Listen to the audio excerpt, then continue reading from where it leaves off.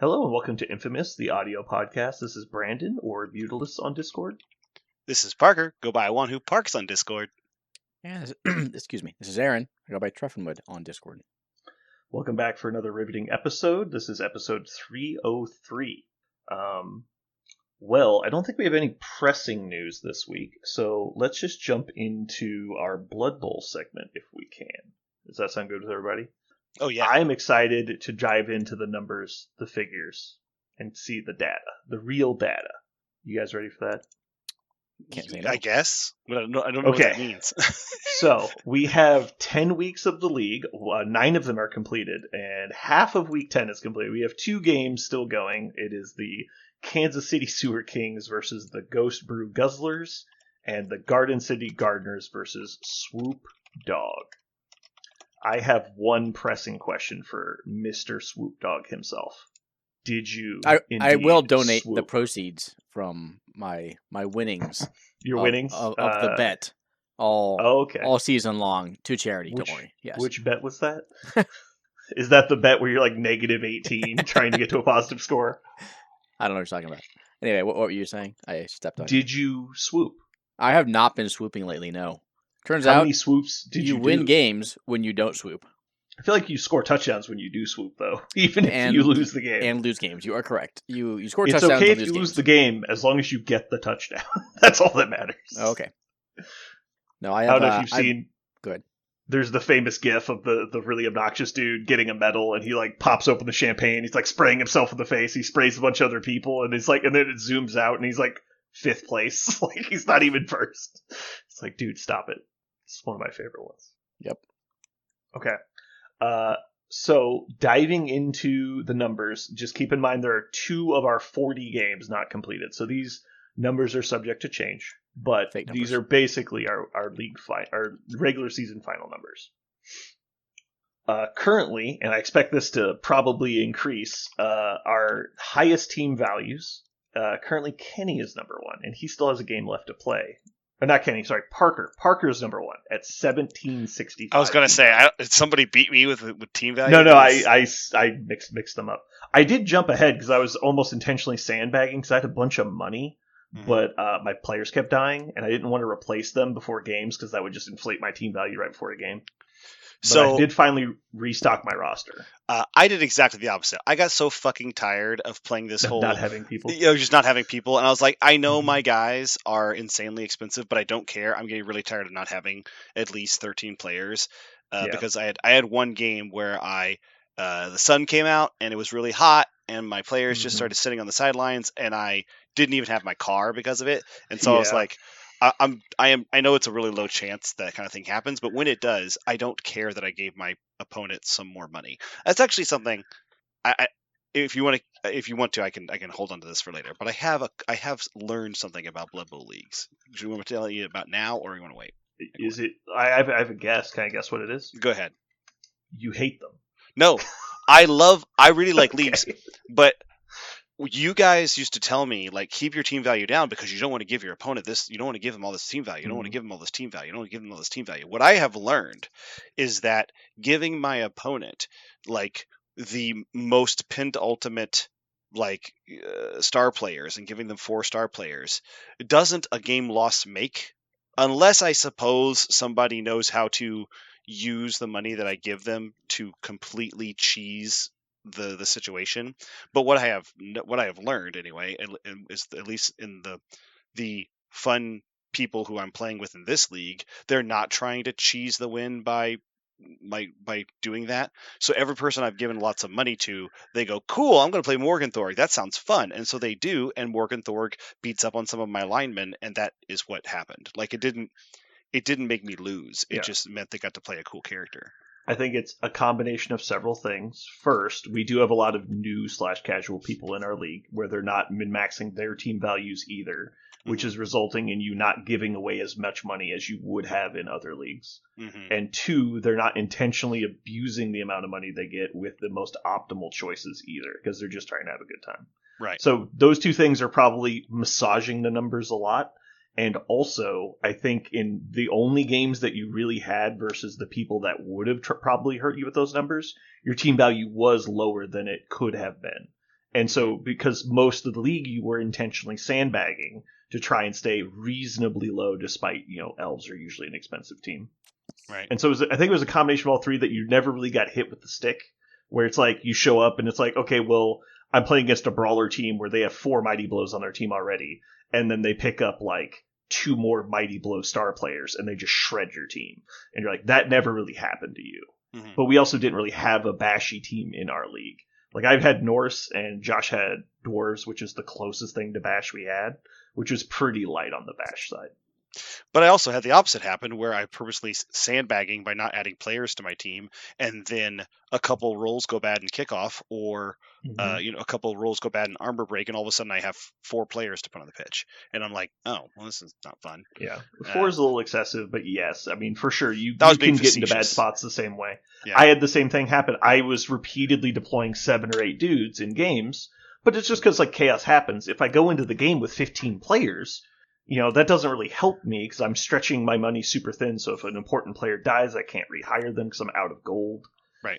And I'm also giving my opponents extra fuel to use against me, which is causing more deaths than it would have before.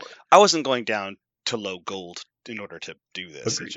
It just ended up happening. Yeah. I think you did a pretty good job through most of the league of keeping reasonably low. When people are saying don't raise your team value, they're not saying don't get to like 13 players necessarily. They're saying like don't take block on linemen that don't need it, because that's 30,000 gold that on every game you play for some random dickhead that's not going to throw a 1-die block anyway to have block. That's not a valuable skill. Like, so don't intentionally gain level ups you don't want. Got it. And so that's usually the better way, because like for example on your team, if we just go through how many of those players could have not chosen a skill that you chose a skill on and waited and then kept your team value lower. And so, yeah. Or like don't buy a 4-3 roll if you don't really need it. Like I just bought a 4-3 roll for the playoffs because I was finding that I was needing it more often than I thought I would. Mm-hmm. But anyway.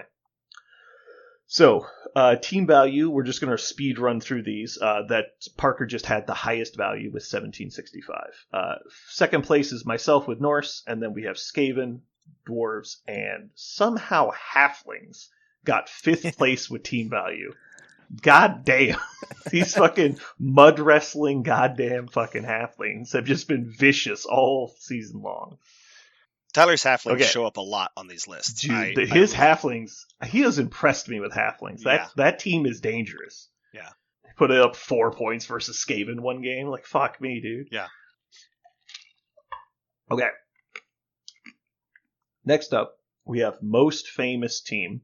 We have a tie between the Norse and the Goblins. Good job. We each won our division with fame. Nice. Potentially, Kenny has a 1 in 12 chance of tying us, so he might tie for first. Okay. If not, he'll be in the lonely 3rd place. All right, moving on to most experienced teams. Some surprise here. So Kenny, the Skaven player, has 170 star player points on his team. That's a lot. I probably would have eclipsed him had my most valuable player at the time in week 6 died. And so if it wasn't for that, I think I would have been up there with him. Another surprise again, the Halfling team in 2nd place with most star player points. What the fuck? Good job, Tyler. You get to, I think you get to throw your guys, right? And so you're constantly. Well, just none of his guys died really. Like all of his people that he had who died were like star pointless guys. I did kill in our last game together, which was the last week. I got one of his guys that had like 1 skill, but that's he had so many guys with so many skills. And it's not like he was like trailing. He was 5 star player points back. Mm-hmm. Yeah. Although I guess Kenny still has another game, so he can stack up some even more on that. Yeah. I got 3rd place with 152, and then Parker got 4th with 140. All right, moving on to most versatile team. Again, Halflings just crushing it. Good job. Aaron's not too far away. He's got then Goblins. Then again, he's got 1 more, and then Aaron's got 1 more game. He could pass. Tyler. It's true. It's true. Well, 20 points would be a lot. Oh, sorry. 9. 10 points would be a lot. 10 points. Yeah, he's got to pass. Yeah, 10 to pass. Yeah. What is versatile? Like, is that with like passing? It is and like blocking a combination of casualties and touchdowns, I believe, and like passing. It's basically saying that you do the whole matrix. Get on it, Aaron. Yeah. Sure. Really explore the space. Yeah. Most touchdowns. Keep in mind, Kenny has 1 game left. Currently, Parker's leading the league with 27 touchdowns. Kenny's at 24 with 1 game remaining, and I got third with 19. Unless Aaron gets 2 touchdowns in his game. Josh, please don't. Josh, please shut him out. Just shut it. You don't need. I don't need to shut out. Just keep him to 2. Just keep him to 2. Yeah, I need CJ to put the work in and shut out the goblins. That's what I need. He's gonna knock me down to 4th place. I will score 2. Damn it. Okay. Following up next, we have best defense. In first place currently, and assuredly, we have the Korgath Krakens with Parker. Yeah. 10 touchdowns on the season. Good job. Yeah. Averaging exactly 1 per game. Yeah. I was actually really surprised by that. I didn't feel like I was pinning people down, but yeah, doing okay. Second place is the Kansas City Sewer Kings, which has 1 game left, so they might drop a little bit lower. The Norse, which is my team, in third place, also with 11, so tied for second technically. I also had just 1 really bad game where I gave up 3 points when I had like 4 players out, and so like I was just always going to get wrecked during that game. Mm-hmm. But yeah, other than that, I've been really good about keeping people to about 1 or less a game. We got the Swoop Dog with 14. Good job.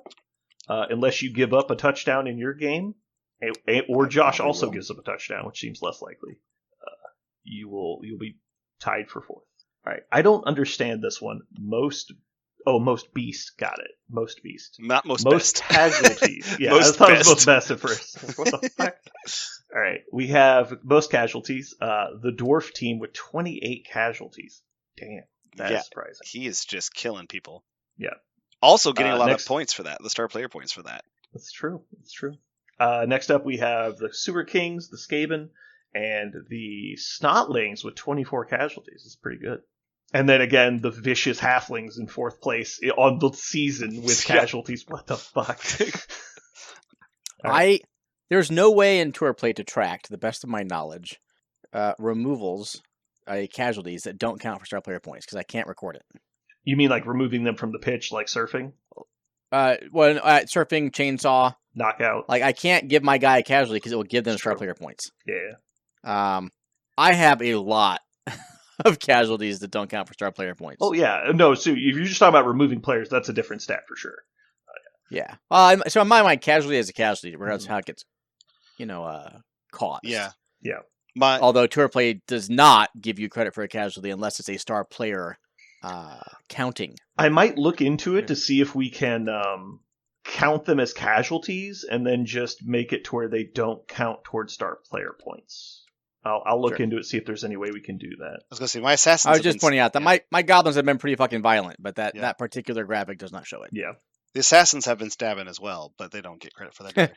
Yeah. Well, they don't anymore. Yeah. Right. Yeah, they did for a while. Oops. Next up, we have most punished, which is the most casualties against. Anyone want to take a blind guess as to who is the number 1 here? It's got to be CJ or one of the other. There's 3 4 stunty teams. How about that? Yeah, it's not me. Not you. Okay. It's not. It's not Tyler. He's in 5th place. It's not Tyler either. He's in 4th place in casualties. You might have noticed those 2 teams in 4th and 5th place are both stunty teams. In 3rd place is my Norse team. Fuck this game. Made of paper. However, there's a big difference between 3rd through 5th because it's 22, 21, and 15 casualties against. Then in 2nd place with 38 casualties, which is almost double, is CJ's Garden City Gardeners. And then in 1st place, we have the Snotlings with 41 casualties against.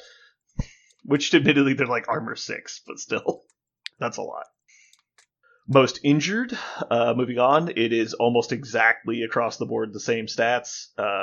Especially the top 3 are Snotlings, Gnomes, and Halflings for the most injured. Moving on, we have most killer. So most kills of an enemy player. We have Dwarves with 5, Goblins with 4, Snotlings with 2. It looks like pretty much everybody else is tied at 2.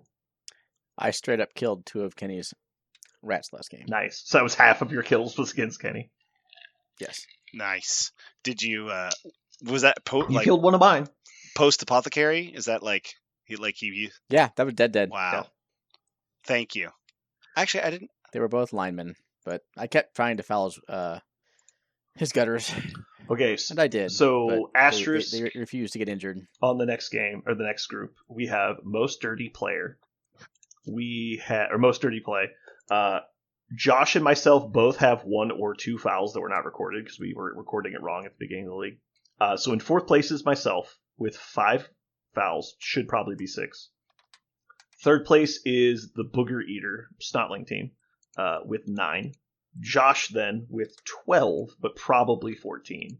And then number 1 with a bullet and most fouls is Aaron with 24. Double number 2. Ooh. Very nice. Yeah. I am embracing. Now, the next Mechanic segment chaos. is most sent off. Does anyone have a guess for who's first? Keep in mind, this also counts for secret weapons.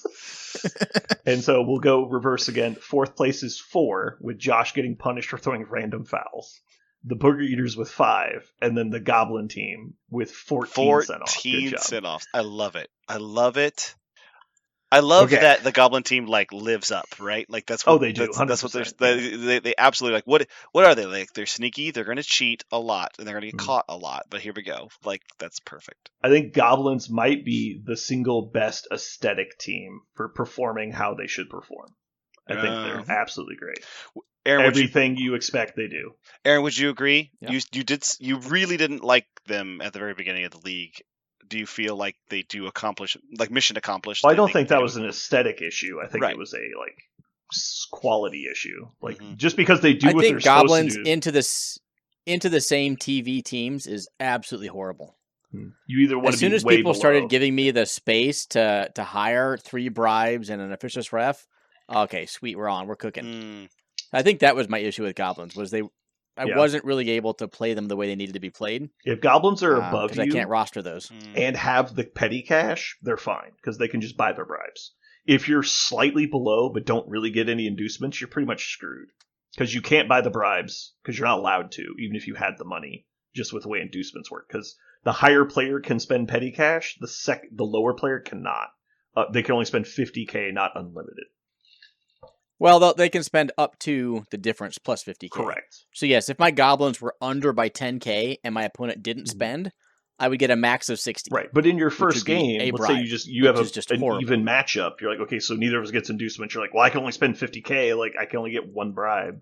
Like, that's not enough. Yeah, and that was my first game. It was like, okay, I think I purposely built my team to be down 100. But then, so I got 2 bribes. But then if you play one of the low-cost lineman teams, you're actually above them while being down 100K. It's like, what the fuck? Yeah. Anyway. So I think that was my issue with the first 4 or 5 games was they didn't really feel good at all. Now I've got what I need, and either works or it doesn't. Yeah. And if it doesn't, fine. If it does, great. But it feels like I'm playing Goblins now. Especially because you're trying to be low team values. So you're not filling up your roster. You're not getting extra rerolls. You don't have skills yet. It's really hard to do anything because you're just outmatched everywhere. I've got 13 players and 3 rerolls. That's all I want. Okay.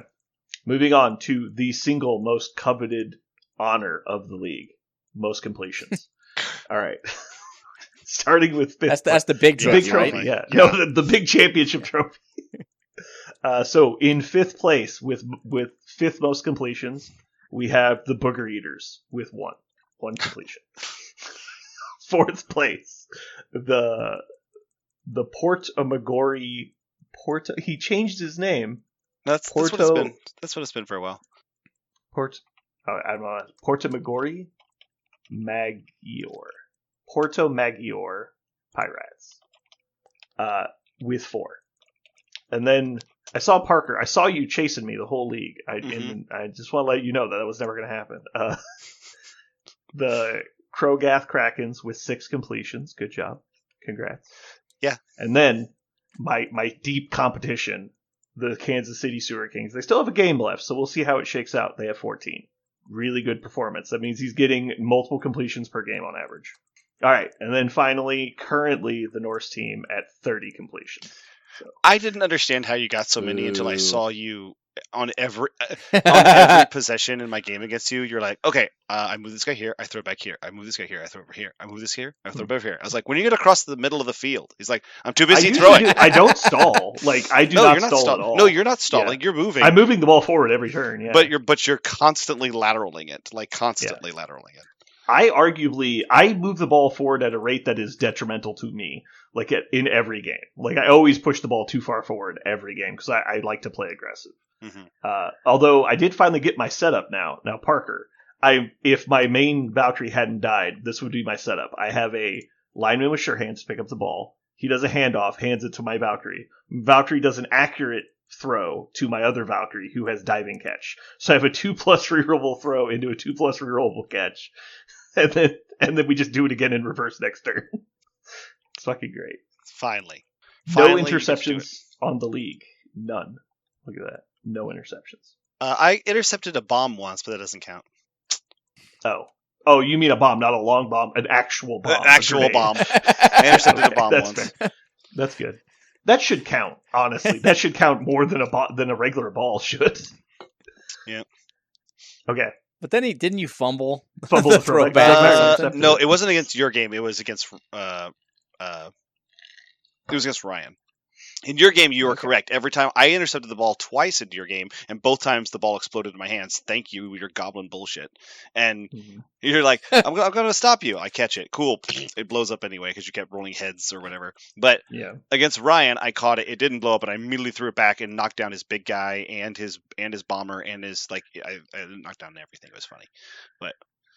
Ryan was playing me. We just played this week, and he had both of his trolls and one of his pump wagons all adjacent to his bomb thrower. And he's like, all right, I'm going to throw this bomb. And he looks down, he's like, hold on a second.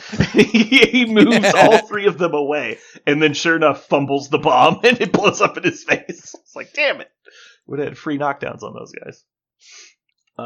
So, best run. This is consecutive wins in a row. 5th place, 2-game wins in a row for the Dwarves. 4th place is 3-game wins for the Norse.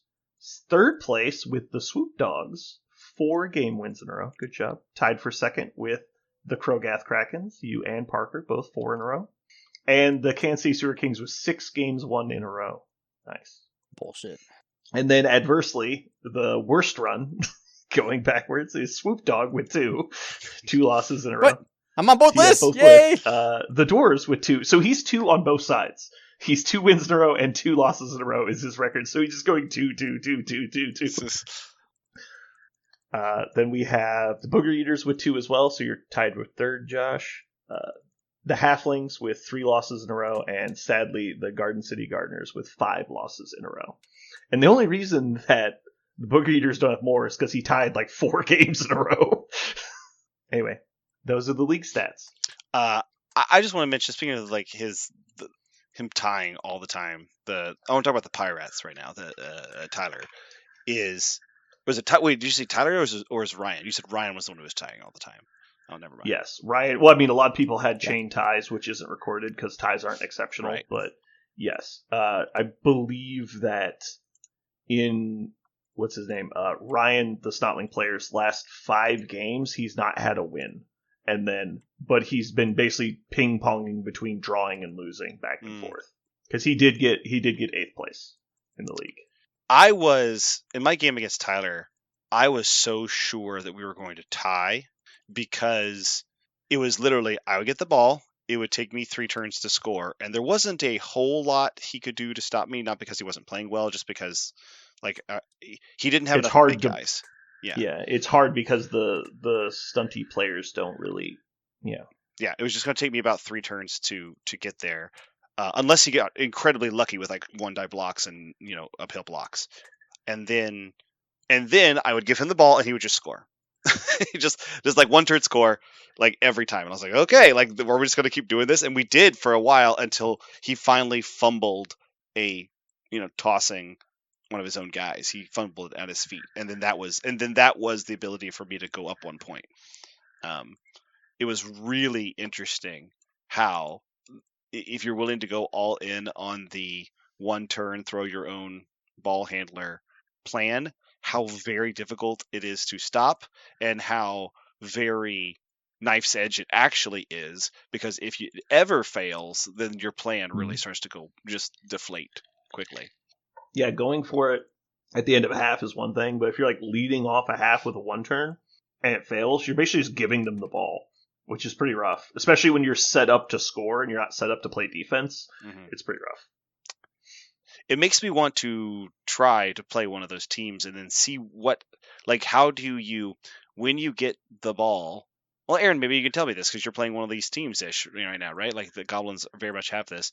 If you get the ball on turn 4 and you don't want to win turn score, do you just try your very best to kind of make a tower of power and then do the 1 turn score later in the round, or are you actually trying to march it down, regular style?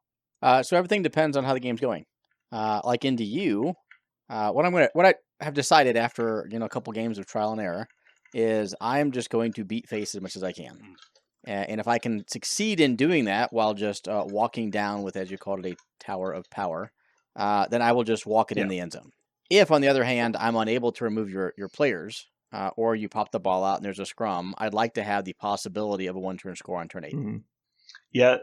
So a 1-turn score, or a throw teammate score, I guess is more appropriate at that point, is my backup plan.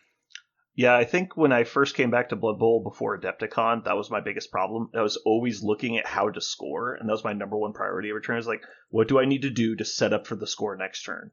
And by doing so, I kept trapping myself into bad, low-odds plays by trying to force things that weren't there. And I changed my strategy to, how do I win the positioning battle? And then scoring just happens naturally. It just happens through osmosis. If you just repeatedly have really good positioning, your opponent is then forced to adjust to you, and then you can basically start doing anything else you want. It's kind of like, I'm going to play to win attrition, and then scenario will become obvious to me. Because if I'm winning on attrition, my opponent will be forced to make sacrifices on positioning. And that's how I play now. I focus 100% on how do I win the battle in the trenches. And once I win the battle in the trenches, then it's like, okay, well, now I'm up like 3 players because of either stuns or knockouts or whatever. I'll just move a guy downfield. It's like, well, are you going to send 2 people to stop that guy? Because if you don't, I can score, and then they're forced to spread their players too thin. But like Parker, you can't play that style. Yeah, because you can't win the trench fight. I mean elves. Right. If you're tied or are not the beatdown, then you can try that. If you're the beatdown, like elves, like you're never going to, well, unless you're playing against Stunty, like pretend you're not against Stunty, you're going to try to, pick apart their defense. Right. You're always going for the ball. That ball is yours. And you will dodge in, you'll strip ball, you do whatever it takes, and you really put the onus on them to have to protect it. You're not trying to win through attrition. Point out just a small thing is that our league is really weird because technically the majority of his games were against Stunty. Because there's only 7 opponents in the league and 4 of them are playing Stunty teams. And so the majority of his games are against Stunty teams. And so he is the beatdown in more than half of his games. Which is weird. That's why I'm pointing out that it's an abnormality about this specific league, which will not be true in the future. And Dark Elves are, in my opinion, by far the most bashy of the elf teams. So you're in a really good position there because you can really take advantage of the Stunty matchups. And you can play outscore against the other teams. Yep. Okay. I'm not gonna stand here and say that Dark Elves were not strong into this league. They were. It was not my intention because I just wanted to play Dark Elves, but it happened. Is there an easy way to see your star player points total on your whole team? It was one of the categories you read off. No, that was for whole team. I want to see individual player stats. What do you mean? Are you telling me one of my players had 160 points? No, that's your. Yeah. What do you want? You want to know? I want to know the highest star player point model on each team. You'd have to go into each individual team. Yeah, but it doesn't display your star player points. It does shows kind your of levels and it shows your level. But if you were taking cheap level ups, you'll get to level 4 faster than somebody else. And if they did like a stat upgrade and are also level 3, then they're way behind. Sure. Yeah, so then I guess it does not. You would have to go to each player individually and check their total, which is slow. Yep. I was looking for a way to skip that.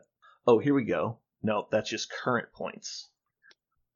Maybe in the future we will make a more specified reward for highest level or something. Star player points, like value would also have something to do with that, right? Because no, not necessarily. because you could take if you just have more primary level ups, right? Yeah, you're right. That doesn't work. Ooh, I don't even know if they actually track this. Oh no, hold on. This has to be right. Sneeflug. Yeah, he's got 12 total. Okay, there we go.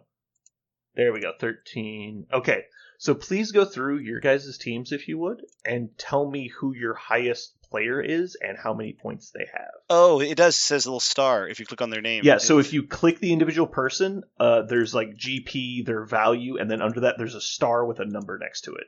Mm-hmm. That number is your total star player points. You just want to know right now? Yeah, tell me your highest. My highest is... And I'm gonna... Wait, where does it show it? Oh, I see. Yeah. I see. Mine is my witch elf, Samantha Strain, the one that's crouching that somehow... send it to me in a never text on Discord if you would. Sure. That can't be right. Oh, yeah, it is. Oh, yeah, that's pretty good.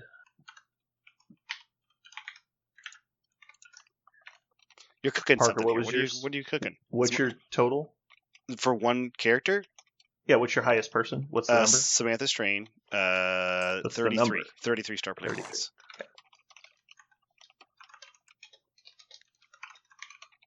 Okay. Aaron killed my highest Valkyrie, or else I might have had a shot at this. But you didn't. I don't know. Holy crap. One of the Skaven gutter runners is... I figured that would have been the winner. The guy who complained the most about really strong individual players breaking the league. Yeah. Who's got like 65 points on one gutter runner. Yeah. It's not a little. It's a whole bunch. Did you find... I did everything I could to kill that guy. It's not my fault. I chainsaw blitzed him three times. I snaked the go for it. Stunned myself. Everything I could do to casually that gutter runner. I Aaron, did. Who's your player? It's one of my trolls with 24. Ooh, that's surprising. What's his name? It isn't. Big dumb troll number 1. What, you don't know your troll's name? God no. What the hell, man? I care about my trolls. It's Zorahas. Yeah, man, I hate that gutter runner. 2 heads, big hand. Ugh. He's got the niggling injury though, so. Well, it was looking pretty good for me for a second, but I'm sure Kenny's going to win this. Oh, that's it? 27? 22? I don't think anybody else has a shot. All right, so a tree man is Tyler's how it's getting to 24, though. Why? Because if I have 8... Oh, it doesn't show throw teammates on there. That's why. Oh, you're counting your skills up? You're like, that doesn't math? Yeah, I have 8 casualties and an MVP. That's 20. How to get to 24? Clearly, it has to be the throw teammates. All right, Ryan. Holy shit, these pump wagons are stacked. Yeah, they are. 4 level ups. Well, it's not as high though. I think he's taking random skills. What the hell? Damzak the Atlas is this character's name. Yeah, that's funny. I'm almost done mining the info. Sadly, not everyone is online to send these to me right now. Josh has a 2-way tie with 21. Wow, Josh did not get that many points. Well, without the ability to get him while scoring or passing very easily, like, he's got to knock people down, right? That's not easy. I think dwarfs in most leagues should have... He should have had a quadbillion, though. He gets 3... per casualty, and he played into stunties all league long. But that you think so, but it doesn't have to happen. Like, I don't know. In a game, sure. Over 7 games, I generally agree, but also I'm not sure that he really knows how to maximize that because this is his first league. Don't forget. Sure. All right, just checking the last one here. It's 1 of 2 players. Ooh, that's a surprisingly big number. Good job, CJ. Okay, let me just sort these by points now. I'm willing to bet my Zorahas was not in the top half. He was not. Would you like to? Although 8 casualties is probably pretty good. That is pretty solid. Okay, in last place we have the Snotlings, Tragnam Flameforged. which is one of the pump wagons. We have the Goblin Troll Zulrahas with 24. We have the fucking Halfling Star Megastar Tree Man Oakburn, who has 27 star player points. Yet another Treeman, I believe, with Splendiferous Finch with the Gnome team. The first one was a Dwarven Blitzer, not the Snotling, my bad. In fourth place, we have the Snotling Pump Wagon, Damzak the Atlas. I don't know what the fuck that name's about. Parker in third place with Samantha Strange with 33 points. My Norse Valkyrie Freitas with 35. And then finally the Gutter Runner with 42. Troxquan Slateborn. Nice. Exactly double last place. Look at that.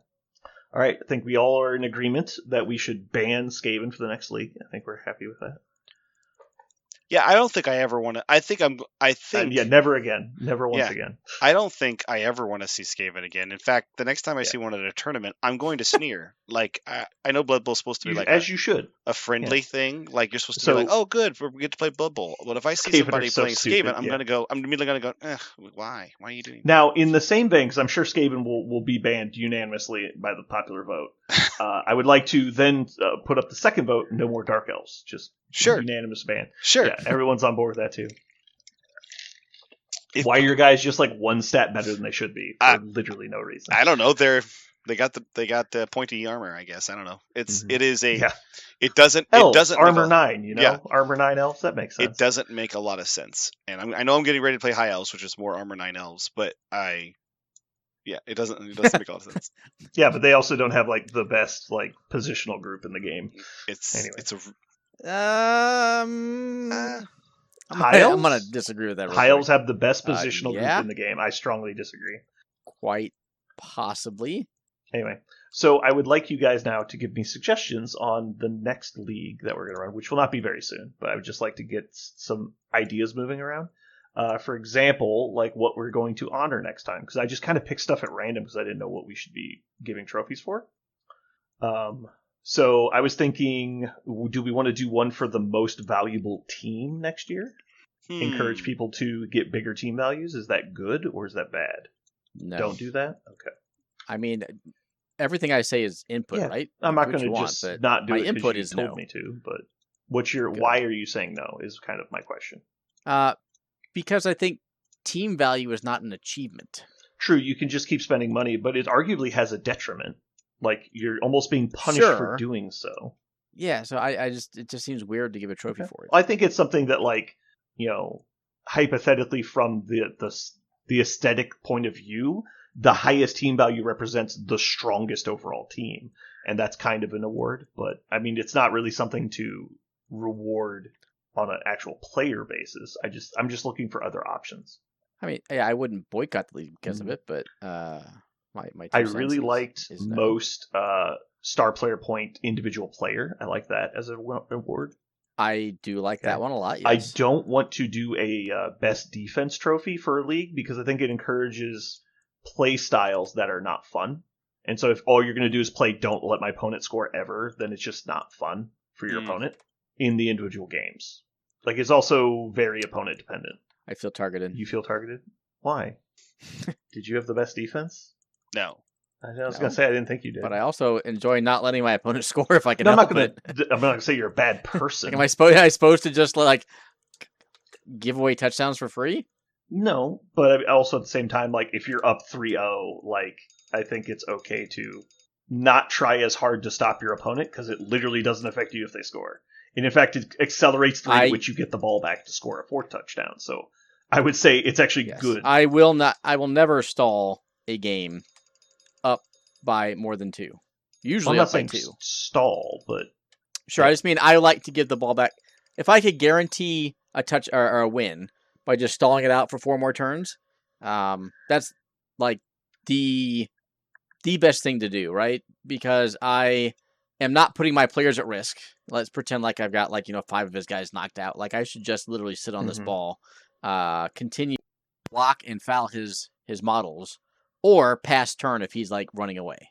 Right. And just wait for the game. I think it's easy to lose sight of the fact that the individual games don't really matter that much, and specifically the ratio of score doesn't matter at all. You either win, you draw, or you lose. That's all that matters.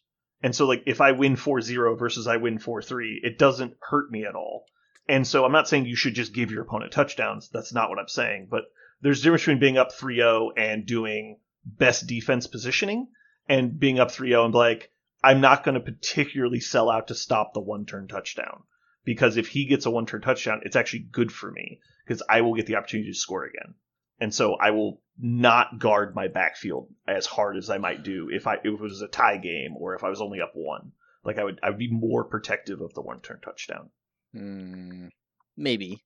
Like I always liked, like I said, I like to reset the game, give them the ball back, and be like, okay, I'm not just going to stall the game out. Let's kick to you and see what you can do. Yeah, simply by not stalling, make it easy. You're already doing them a favor, right?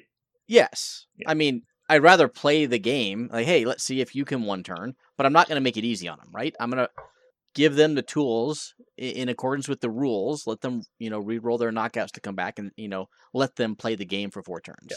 The other thing, I'm not going to make it easy. I pointed out against Ryan. Ryan had a star player in our match who was a Skaven. I was like, man, if you want to just walk this guy over here, because you can't score, we're past the point that you can get to the end zone. You just walk that guy over here, I'll foul him and not one of your actual people. Like, I'll just do something to get, or like, I'll try and hurt this guy instead. Like, giving my opponent the option to avoid the worst case scenario.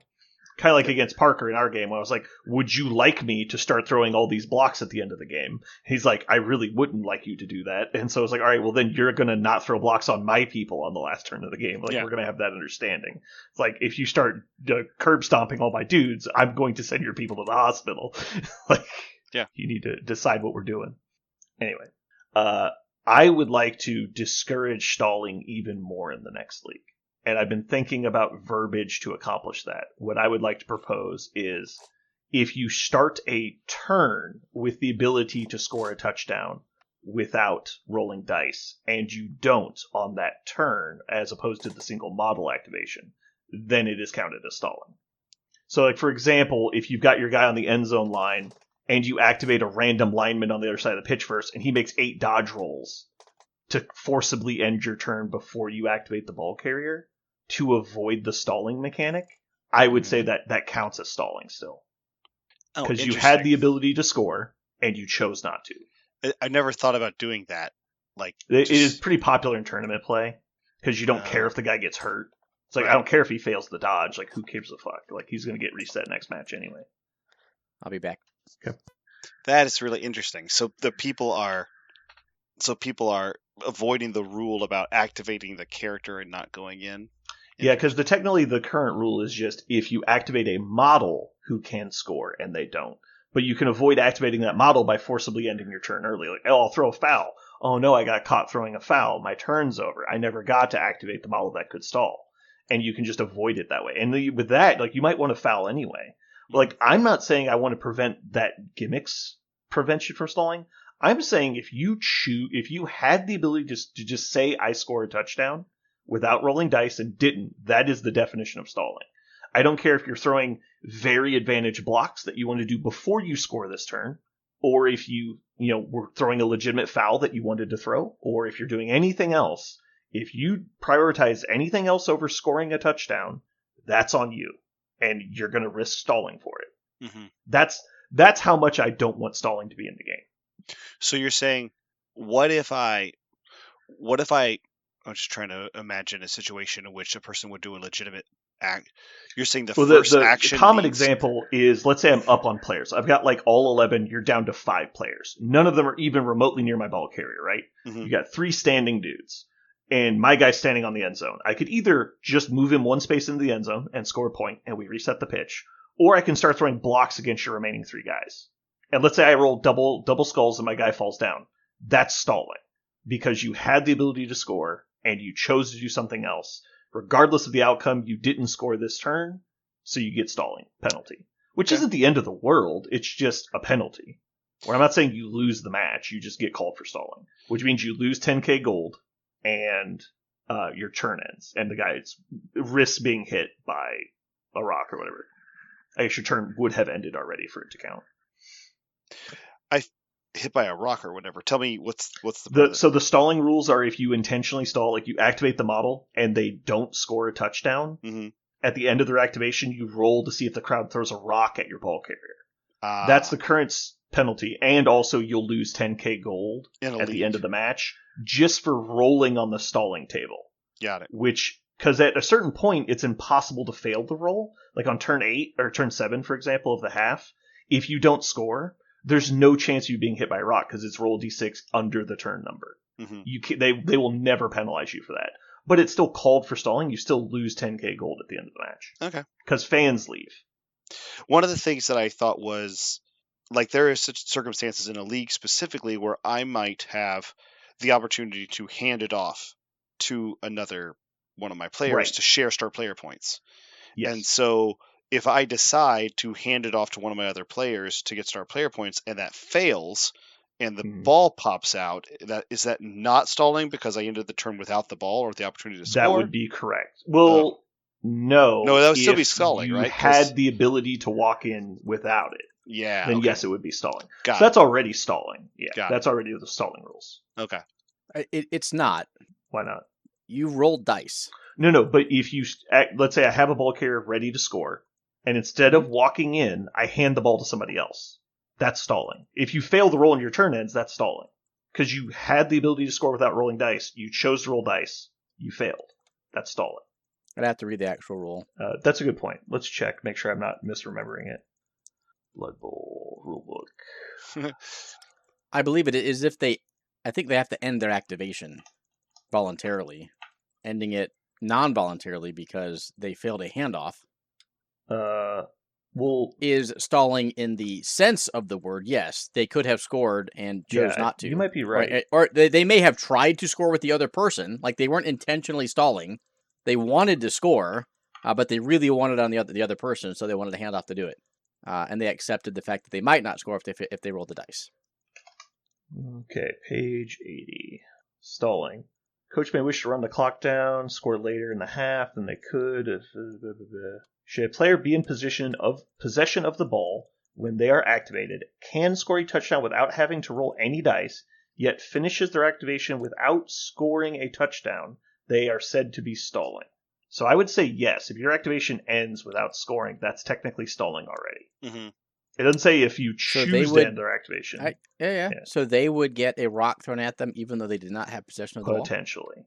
So what I'm proposing is changing the wording to game turn, not model activation. So as long as you still score during that turn, you're fine. But if if the fans are chanting touchdown and you don't score a touchdown, no matter the reason, they get mad at you. Now, you might still not get a rock thrown at you because we'll keep the same round rolling. You'll just lose the 10k gold at the end of the match. So I'm curious what is causing you to posit this change. It's kind of like an etiquette thing. I think there's times when I see people talking about stalling and they're like, oh, well, I'll just sit here on the edge then. It's like, well, but that's not like, it feels like a big loophole in the rules. Like how do I put this? I view it as a similar thing in D&D. There's basically what people call GM chicken, where it's like, I'm going to make dumb decisions with my character and just dare you not to kill me for doing it. And by doing so, I'm just going to keep pushing the envelope. It's like, if I'm playing a game with somebody, normally, let's say it's not Blood Bowl, it's just some other game, and they did a tactic like this to me in the game, I'm just not going to play you anymore. Like, it's not fun. I don't want to have that experience. I'll go do something else. But in a league, I'm obligated to play you. It's like a tournament. It's like, I'm no longer making a choice of what I'm doing with my Thursday. I'm now obligated to play you. I've made that commitment. And so, like, if I'm going to play you and you're going to basically have really bad manners during a game, in my opinion, then, because there's no, like, I understand you're getting an advantage, but to me, it feels like a part of the game that shouldn't exist. And so I just want to make sure there's not mechanical loopholes in place to make it incentivized for you to do it again. Because we can all agree stalling is effective. That's why people do it. It's not like it's bad for you. I would argue that a bash team like Dwarves needs to stall against an edge team like Elves if they receive the ball first. I think like the Dwarf strategy is to score on turn 8 so that the Elves don't get 2 turns to tie it up in the first half. You still have the choice. It's not bad manners, right? It is a necessary tactic for your team, given their strengths and weaknesses, against the opponent's team. You can still... And there's a big difference between doing that and then stalling when you're up 3-0 in the second half. True. No, I agree with that. But you still have the choice of just not entering scoring position. Like, on a dwarf runner, you're only speed 6. You can still move noticeably onto the opponent's side of the pitch. You just can't coffin corner it and also stall, right? And so it's like, if you're talking about, like, I don't want to score on turn 4, I want to score on turn 8. Well, you can spend turns 4 through 6 in midfield position and still accomplish that. And then start moving downfield in the later turns. But you're at the risk of, what if my opponent mounts a better defense in the later rounds and prevents me from scoring? And I think that should be the trade-off you're making. Yeah, I was going to say, the idea that you can go slower... Mm-hmm. I'm fine. If you're going to turtle the ball in the middle of the field, I'm okay with that.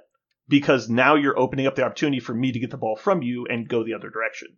But if you have drug it all the way to the end of the field, and then are just going to, like, make a 6-up dodge with a dwarf that is armor 10 and not going to get hurt anyway, yeah, I don't feel like that's really an appropriate punishment for you being able to corner the ball and ignore the rule of stalling. Like, I don't want that. And currently, I don't think anybody was doing that. I'm not saying we need to stop this from happening. I would just like to make it clear at the start of the league where we are on stalling, so that way we don't have to correct behavior during the league. Because currently, I think this change would actually benefit players in the league. Because like Parker was saying, I want to hand the ball off to this other person. That still triggers stalling, even if you succeed on the handoff. Mm-hmm. It actually makes it more open for you to do dynamic scoring on the final turn, that you get the touchdown. As long as you succeed on the touchdown, it won't count as stalling. It only punishes you if you're doing the actual letter of stalling, which is already covered in the rules. Right. What do you think? If you think it's too punitive, that's fine. I would like your take if you have one. I have one, but so I am pro stall, and this is after a lot of internal debate. I would be pro taking out the rule in the rule book as written. On the other hand, I also don't care a ton about it. I'm basically of the point that if you allow your opponent to corner the ball near your end zone, then they kind of get to do whatever they want. Don't let them do that. If we're talking about new players in a new league and someone is doing that to them, then yeah, that might be an issue. But I don't think we have that problem. And if someone is able to get behind their lines and then chooses not to score, there are things that you need to do to put pressure on the ball to stop them from just being able to hold it for 4 turns. And you can learn to do that to where they have to score maybe on turn 6 instead of turn 4, but it still gives you 2 turns to come back and do it. So, and then that's after a lot of play, both league and tournament. It sucks when someone is stalling against you, but I think you need to learn how to play into it. Again, I don't really have a huge... This isn't like coming from a position of where I really care one way or the other, but if I had a vote, I would vote that stalling be a tactic, not a rule. Yeah, I just don't know how... Like, obviously, someone of your skill level or a more experienced player in general will definitely have a better handle on how to play against that strategy. But let's say our newer players that are in the league that have never really experienced it in its true fashion, how many games is it going to take them to learn that naturally before they hate it? Because obviously they're not going to like it the first few times, but I'm just curious how long it will take them to learn to play against the strategy, considering they don't really see it. Yep. Yeah. Well, we got some smart players. They'll figure it out. Okay. I also think that, there's something going on here that you said at the very beginning, which I think was honest and true, which is you really don't like this. Like, you just don't want that. You just don't want this to happen. Mm-hmm. And if you're the one, putting together the league and you really don't want this in your league, you're the league chairman and you can say, I want to dissuade people from doing this. So I think it's very much your call. I think if you wanted to make this league a preparation for tournament play, you would absolutely not dissuade people from doing it, so that, like to Aaron's point, people would encounter it. They'd encounter the rake and they go, okay, well, that happened in that game, but I need to find some way to deal with that. So, and then people will try to play around or against that strategy. I would not have, I would not be able to beat that strategy if no one ever showed it to me until I got to the tournament, right? So I think it kind of has to do with what you want the league to feel like for people. Do you want them to grow in their ability to see other strategies, or do you want to protect them from what you are confident is just a toxic, bad game experience? So yeah, I don't think it's an unfair strategy. I just think it's a negative play experience. Yeah. And I don't want it to turn into several new people join the league, have, struggles early, and then also run into stalling, and then just decide they don't want to play Blood Bowl anymore. But it's probably over-exaggerated in my mind because I also just personally hate it. So, all right. So for sure next season, we're going to do shorter divisional rounds where we don't play 10 weeks. We'll probably play more like 6 or 8. So due to that, we'll probably do a Green League kind of thing or a redraft option where you can either redraft your previous team to a set team value, or you can play exhibition matches and modify your team up to a set team value. Aaron, do you have an opinion on what's a good point to start a league at? I think last year, or the last rule book was 1.3, and I think that was a very good number. 1,300 team value. Mm-hmm. And that's for both redraft and Green because League? I think, to be fair, you would keep them the same. Although I could see Green League maybe being a little lower at like 1,200. Oh, really? Okay. I would think redraft would be more powerful because you could just be like, I'm just buying this guy who's really busted. I'd have to read the rules for this current season. Last season, every time you redrafted someone, there was an extra 20K added to their TV. That's interesting. I didn't know that. Just for the redraft portion, I think. So, like, you would redraft 1,300, and if you brought back 5 people, you'd have 1,200 TV, but it'd count 1,300 towards your redraft. So, it really put the crimp on what you were not able to bring back your entire team at all. You picked like 4 to 5 players, and we're like, okay, this is the core of my team. Let's protect it going forward, and that's what you got to bring. All right, redrafting during the off-season break, rest and relaxation, redraft team. Carry over any number of assistant coaches, cheerleaders, apothecaries, team rerolls. Additionally, you may rehire any player from your previous draft list, plus an additional 20 gold. Yeah, that's nice. Okay. Yeah, we might have to play around with some numbers on that, see what we like. Mm-hmm. Yeah, take a look at your team right now. Quote unquote, redraft it and see what happens. Yeah, and that'll give you a good understanding for what most teams will be able to do. So, what is a Green League? Green League is just exhibition play. And so let's say you make 1,000 gold roster, Aaron makes 1,000 gold roster. You can just play whoever you want. But when you go to enter the league itself, which would be IBBL 2, it would just be your team value is capped at X. Anything you've achieved to X is fine, but you cannot be over X. So let's say you had played Green League until you had a 1,400 value. You'd have to fire people until you're back down to 1,300, and then you could join the league. Ah, I see. But you have to keep track of injuries and everything still. So if your best guy dies in game 4, you're still 4 games behind, and you have to make up. If you are only at 1,100 by the time the league starts, you enter at 1,100, and so you need to get your games in and be ready to play. I believe the KC BBL does no injury progression for Green League. I'm not sure. They might have changed that to just preseason now, which the first 2 weeks there's no injuries. But I'd keep it the same as kind of what we did. Mm-hmm. Your first 2 games, whether it's Green League or a season, are injury free, if you will. You think so, even if we're doing redrafting and stuff?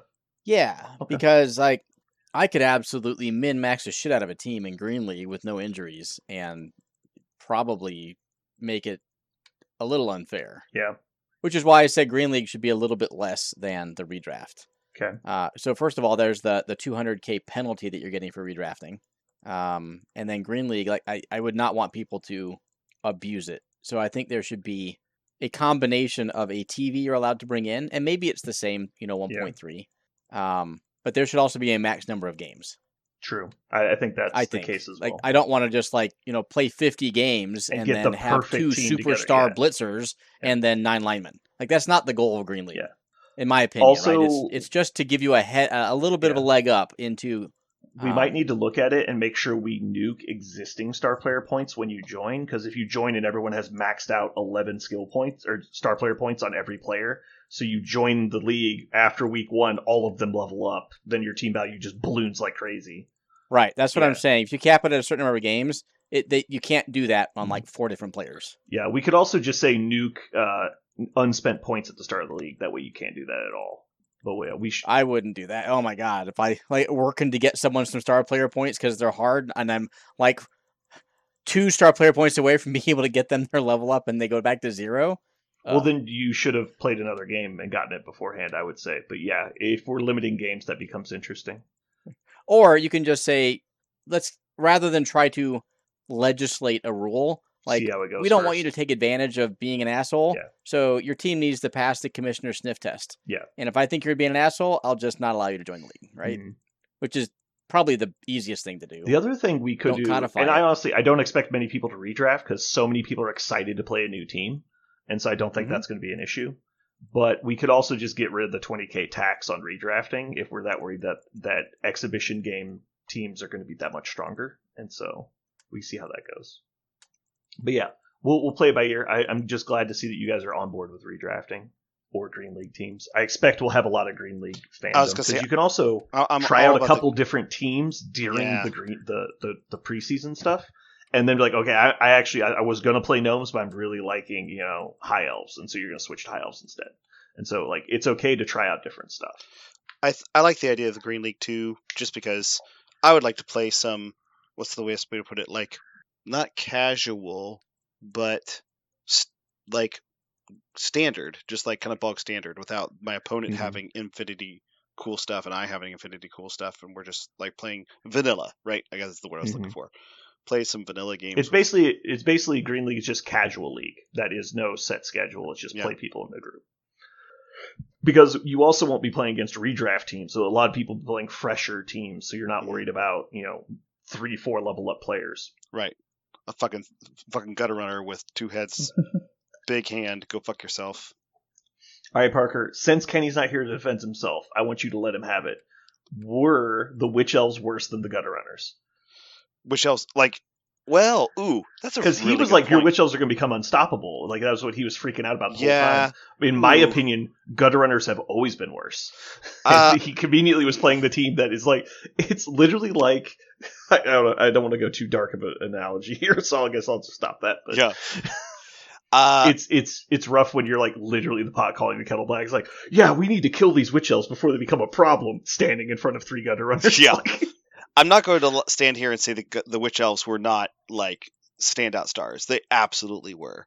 Like if they're great pieces. Yeah, if my opponent could not break their armor, they're so difficult to put down, and when you do, they just pop right back up. They go where they want, and often they're sidestepping to be in the worst possible position for my opponent. So I'm not going to lie and say they weren't like hard workers. But at the end of the day, what they couldn't do was whatever they wanted, right? Like they weren't speed 9, so they didn't get those last 2 spaces. They couldn't just pick up the ball surrounded by 3 people. Like they're not min-max, right? They're not all one-dimensional pieces. They're flexible pieces. That's like the best thing about them. Yes. As where the gutter runners are exclusively, I do X. Like, right? I do X the best, but I do X. Right. Like, I'm not doing any Y. I'm doing X. So it was cool that my witch elf could be like, oh, I need to pick up the ball in this situation, so she could do that, or I need to, do a good blitz in this situation, or push somebody to the edge. Like they are absolutely great pieces. I'm not going to take that away. Clearly, they scored so much and did so much, so they're not. They were strong and helped me win. But at the end of the day, when one of your guys gets strip ball for free, it just comes with it, and he just goes strip ball. And like the gutter runner moves it here, you can't stop him. He moves out, and you're just like, "Oh, cool! This is fun to watch you play solitaire." It feels bad, man. Cool. So, what are you excited to play next league? I want Aaron to go first. I want to know what Aaron's eyeballing. Well, Aaron's gonna probably pick something that nobody else is playing, and then complain that it's terrible the whole league. He only did that for the first 4 games. I know, right? And to be fair, he only complained when asked. Yes, you are correct. He only complained when asked. He said nothing until somebody said... If by asked you mean the topic of Blood Bowl was broached, I agree.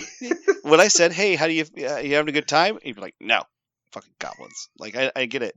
You didn't like it. But, yeah. Aaron, are you determined to always play the thing that nobody's playing in the league? Is that like does that float your boat? I will definitely play a team that no one else is playing.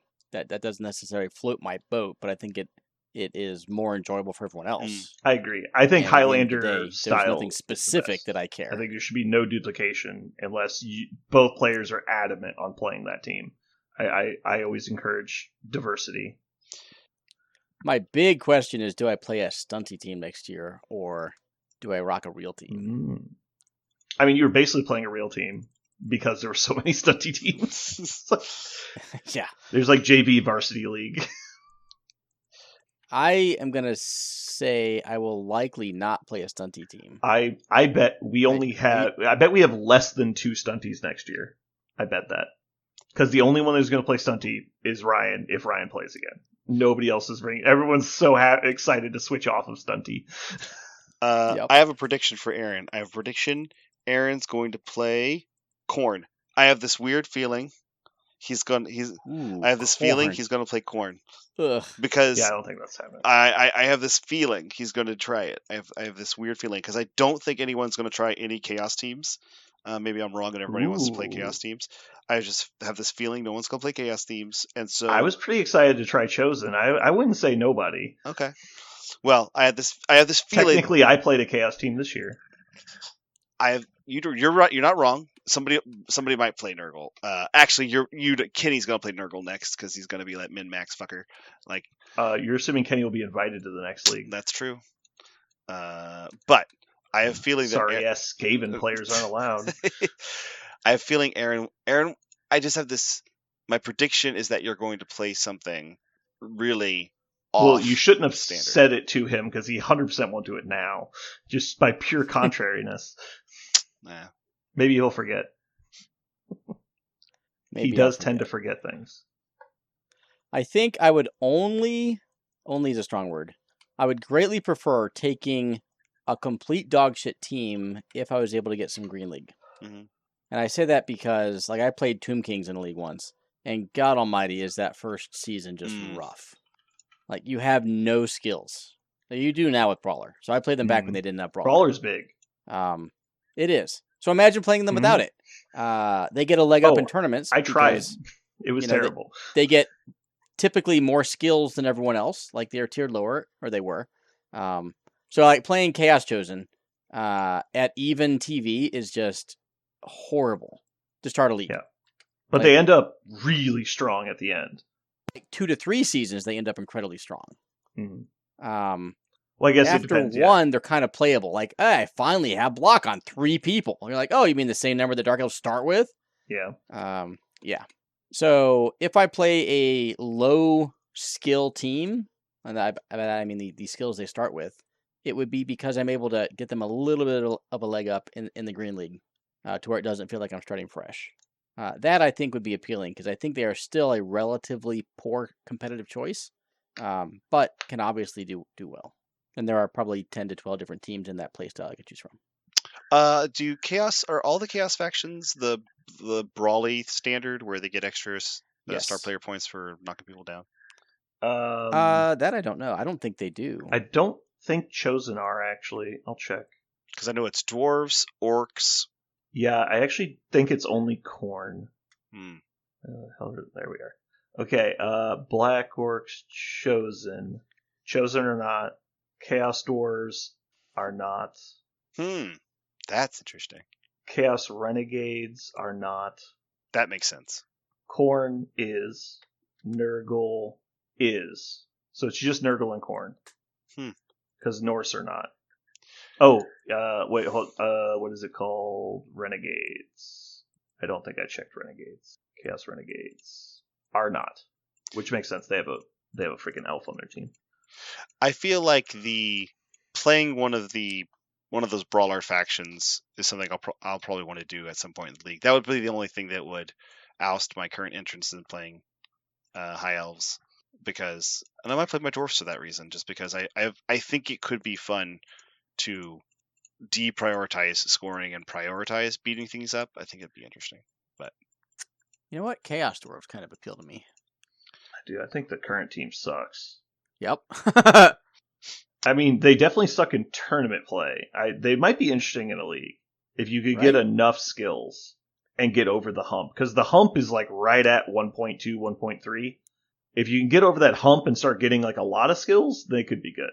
Well, I just think they're interesting. Like, how do you build them? Do you build a bull centaur to be your ball carrier? Are they both your blitzers? What do you do with your hobgoblins? So for me, I think they are a relatively bad team with intriguing options. Mm-hmm. Dude, unsteady with agility 4 is hard to be a ball carrier.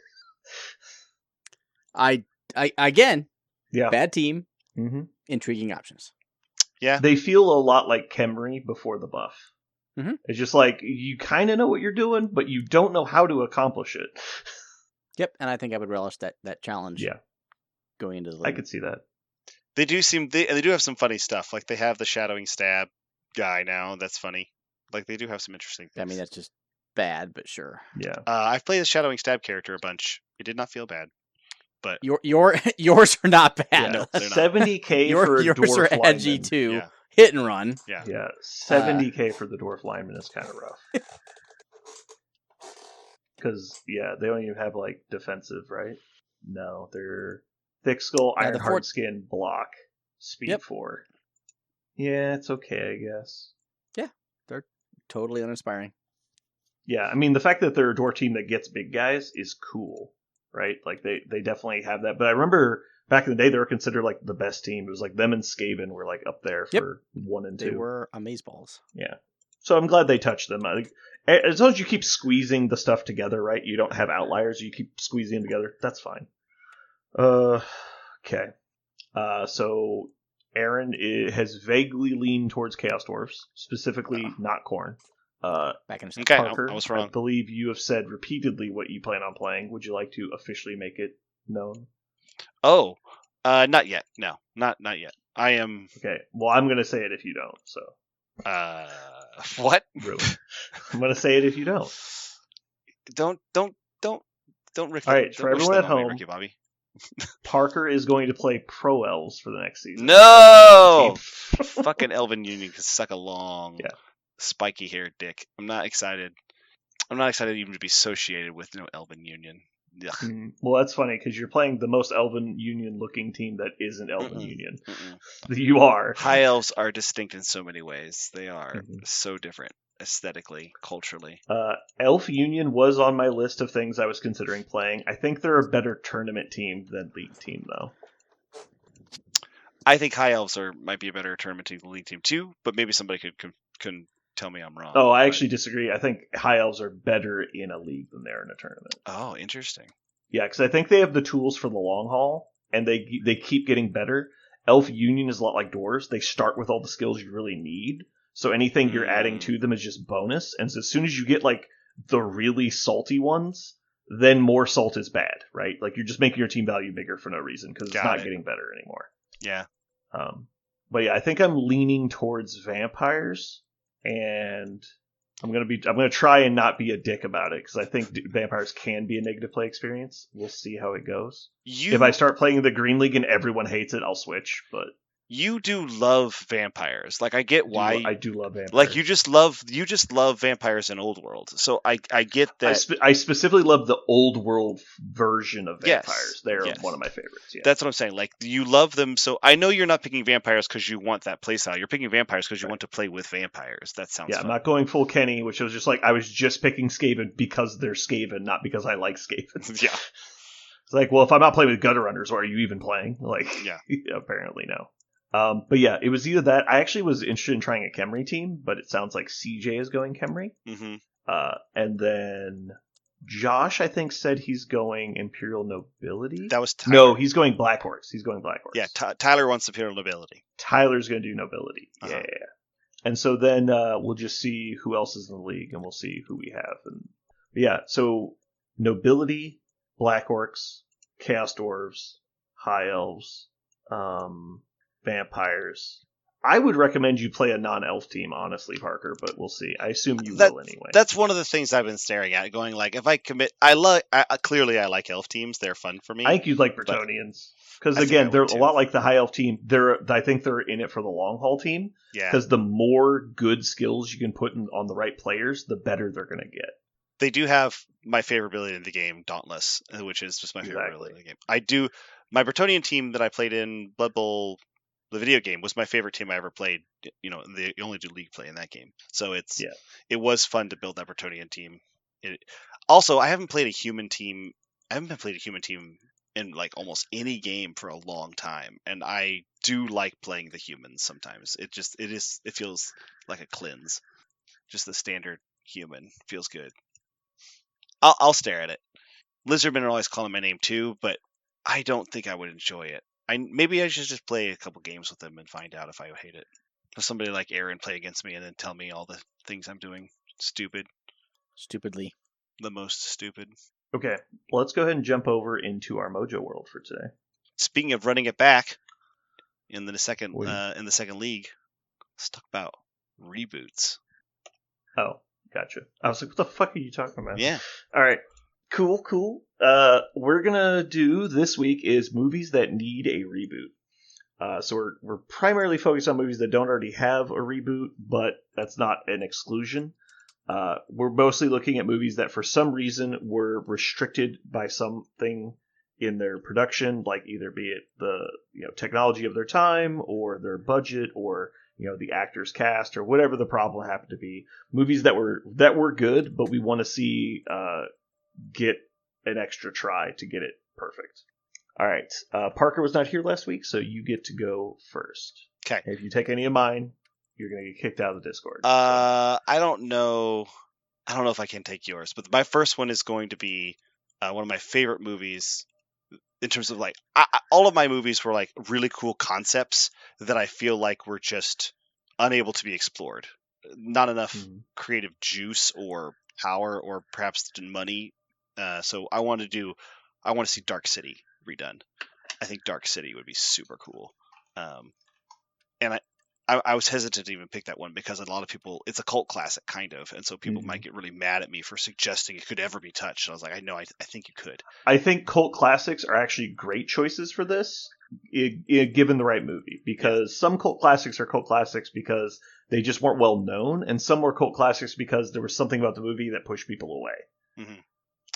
So, Aaron, you're up next, sir. Number one on this list is Goonies. It's a good pick. I figured you would have chosen Dog Skull, the movie, because that movie clearly needs a retake. Because you are absolutely you're stealing my thunder for pick 3. Watching it is like drinking broken glass. So I just want to let you know that mumovie needs a reboot. We'll get there. Don't worry. I know. But I knew I could save it for 3. I just don't see how that's not your number one pick. Anyway. I'm thinking strategically here. I'm stalling, as it were. So next up is me. We're going to go with, in my opinion, a great one for this, Spawn, with Michael Jai White. I would definitely recast most of the same actors. You don't want John Leguizamo to be the No, I do. I want him to be Violator, 100%. He was great as Violator. It was one of the best things about the movie. Yeah. But it was in that weird late 90s transition, like the Mortal Kombat movie. I'll just go ahead and say it. Yeah. Because it's just like they just got cheap enough CGI to start putting it in low-budget movies, but you could tell they're low-budget movies because they couldn't afford good ones. And so, just beef up the animation on that stuff. I think it'd be great. Anyway, my next one with the turnaround pick is going to be Mad Max. I think the other Mad Maxes were not restricted with the budget constraints, but the first one was basically filmed on location. It was like a found footage movie of Australia. I don't know if you go back to it was not post-apocalyptic, but it was supposed to be. That movie was filmed with such a tiny budget. It's amazing it even got made. All right. Aaron, your second pick. I've got a couple here. Let's go with Big. Swing and a miss. Let's show a movie where somebody gets statutory raped. Just continue with that. Ooh. That's why it needs the reboot. Because the concept is great. Execution's a little cringy. I don't know. I think Big is still solid, but it is a little dated. That's fair. All right, Parker, you got your back-to-backs here. And you can just rip Aaron's heart out if you want. I could, but I'm not going to because cut it out of him. I don't want to see that movie with a circular saw. Yeah, I'm actually going to go with a movie that I think would be super fun to see again redone. Is Highlander. I want that for some reason. I think I would like it. That's a good pick because, man, that movie has some rough aspects. Yes, it does. The story and the concept is cool, but the choreography and the cinematography and the CGI is all cringe. Yeah. It's so cringe. I would love to see that one get the Dune treatment, right? Like, I want that. There you go. That's a good pick. Solid. My last one is actually very similar to Aaron's. It's one that is a pet film of mine that, again, super cool concept, so hard to watch. And it's one that I think 5 people have seen, but I'm going to go with Robot Joxs. That movie is legit. Yeah. Got to go with Robot That Joxs. movie is legit awesome. Yeah. If you haven't seen Robot Joxs, the only reason to remake it is because the CGI doesn't hold up, but it's not bad CGI for the time. Well, there is not for a lot of CGI. For the time, it's really good. It's not a lot of CGI. It's mostly like people in costumes and junk. Like it's it's. The big robot fights are still like that's right. somewhat animated. They were animated. That's right. There were some. They were somewhat animated. I think it was due to like artistry over like stop motion, maybe because that movie doesn't do justice today, but for its time, it was awesome. Yes, I think Robot Joxs could be redone and make it really. I want it to be gritty and cool. One of the coolest post-apocalyptic concepts was Robot Joxs that I ever saw in film. Yeah, honestly, if you haven't seen Robo Joxs and you like 80s movies, go watch it. It's legit awesome. By the way, I did not remember this, but I looked it up. Robot Joxs is spelled with an X. I did not realize that, and I don't know why. It just makes it kind of futuristic and cool, I guess, is what they thought. I love. Do you remember the scene where they're like, "We're having real meat for dinner," and she opens the pot, it's just one hot dog boiling in water. Yeah, I remember and they're just that's their stew. It's so great because it's like right in the middle of like communist propaganda. Yeah, it's so fucking great. It's amazing. It's not quite as good as Starship Troopers, but it's still pretty good. Yeah. Okay, Aaron, final pick, sir. I'm disappointed in both of you, but I will take Blood of Heroes as a movie that desperately needs a remake. Some would argue shouldn't have been made in the first place. Those people I would not argue with those people. I put Dog Skull the movie. I think everyone knows what we're talking about. Yeah. It's like grilled cheese when you did the whatever that thing was called. That was my favorite Mojo World. It's like ham and cheese, grilled cheese, ham and cheese again. Egg sandwich. It's a fucking croque monsieur. No, I know what a croque monsieur is. That's the ham and cheese. What's the grilled cheese one? Where it's just cheese. I don't know. Okay. I don't think. All I remember is the croque monsieur. Okay. Best. All right, so my last one is The League of Extraordinary Gentlemen. That could be fun. Because I am a huge fan of Van Helsing. I think Van Helsing is perfect. It is campy, dialed to 11, and they just let their foot off the gas right as they coasted over the hill. It's like intentionally campy and perfect. But League of Extraordinary Gentlemen is a little bit too much on the gas. They went a little overboard. And so if they just make it again, they dial it down just a little bit, I think it could really sell. But yeah, that's our list. Do we have any honorable mentions? I have one. I had one that I really, really debated on putting, but you go ahead. You go first. Ice Pirates. I do not know that movie. Oh, you need to watch it. It's like late 70s satire sci-fi where Ron Perlman, I think, makes his acting debut with a rat tail. It's amazing. But it's, again, post-apocalyptic sci-fi, so the only water left in the world, or in the universe, is on Earth, which is like where all the rich people live. And then all the poor people live in space, and they have to buy their water from ice asteroid farmers. And so you follow this crew like Firefly. They're like swashbuckling rogues that steal ice from the big corpse to sell to people. It's basically Robin Hood with space ice. It is hilarious. Say no more. Yeah, I know. But there's constant ridiculous jokes. Like at one point they get an alien on their ship, just like an Alien, but it's a space herpy. And so they have to hunt down on the ship. It's like this little like chest burster that's a space herpy, and they have to kill it. At the later part of the movie, they have like a relativity problem, and so like time starts accelerating, and they're having a sword fight, and they start getting old during the sword fight. They start growing these long white beards during a sword fight. They start getting very tired. It's great. Okay, it's a terrible movie, but it's fucking awesome. My honorable mention was actually a Western that a really cool concept, but man, when you watch it now, it's so cringy. The Quick and the Dead. I don't know. Oh, that movie's great. I rewatched it the other day because I thought I loved that movie when I was a kid, and I did love that movie when I was a kid. But I watched it again, I was like, ugh, like it just needs to be a little bit more sophisticated. And I just watched it recently as well, and you want to know what my takeaway was? What? Every scene with the girl who I can't remember the actress's name, but the main character of the movie, really. Mm-hmm. Every scene with her felt like the scene in Avengers when they're like girl power in Endgame when they're like she has help. Like it felt like that. They were trying so hard to make her a badass, and it just like felt really forced. Even though her character was cool, like the shit that was happening was just so over the top. It's just like I can't buy into this because it feels so forced. It was Sharon Stone. Yeah. And I think in that movie either the character was written badly or she can't act her way out of a wet paper bag. But everything she did was so difficult to watch. But like young Leo, young Russell, Gene Hackman, like there were so many strong actors in it that did just fine.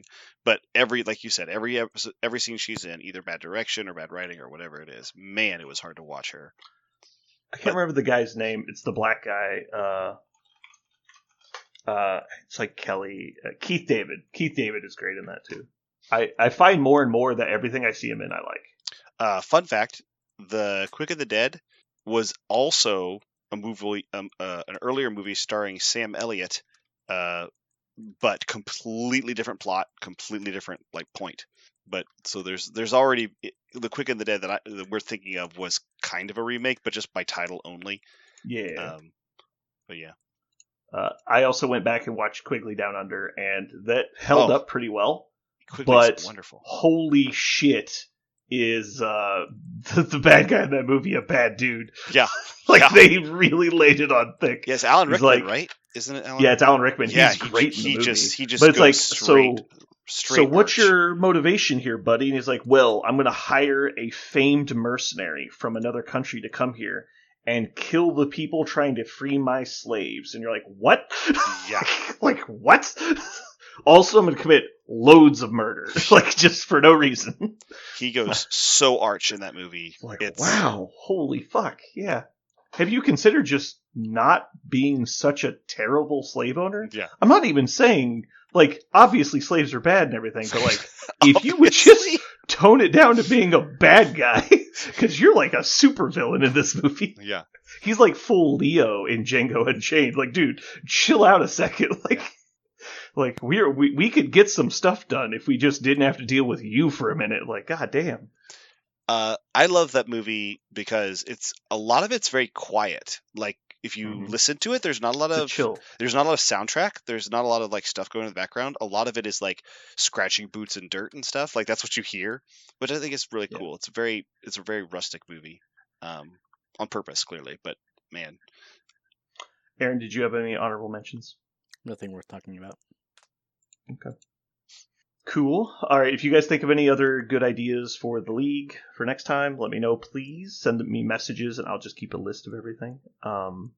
There was one other idea I had, but I've lost it. I'm trying to remember what it was. I was going to bring it up with you guys. Clearly, the bounty thing wasn't a big enough deal because nobody cared.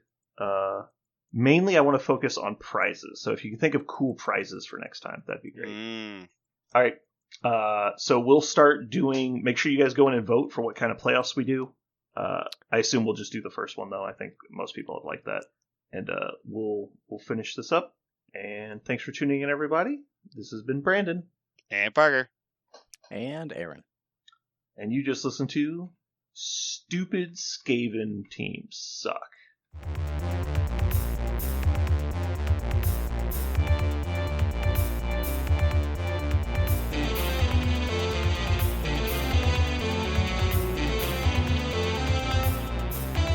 So what are we going to call this thing?